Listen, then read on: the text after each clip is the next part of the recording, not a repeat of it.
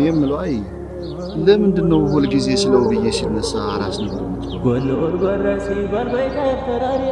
ውብዬ አይን ውስጥ ሁል ጊዜ እናቷ ነው ያለው።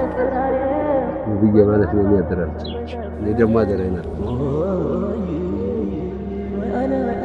እንደው እስከ መቼ ድረስ ነው የኔና አንቺ ነገር ድብቅቆሽ የሚሆነው? እኔ አባት ያለው ማንም ወንድ ነኝ አለ ዝምባችሁን ይሻል። አይ ይህም ቢሰማ ዝም ይመስላል። ግንባሬን ብሎ ነው ያበራል። ያለ ምክንያት ደግሞ እኔ እናንተን አላገናኝም። አምላክ ከወደደኝ ደግሞ አንተን ይስጠኝ። አግብዬ የታባሽ ሄደ? አይ ጎበዝ ብላሽ፣ አይ ጀግና ብላሽ በጥቁር አህያ ዱቄት አመላለሽ አለ። አባትሽ በማያገባው ገብቶ ከኔ ጋር ተገናኘ። የእጁን ሰጥቷል።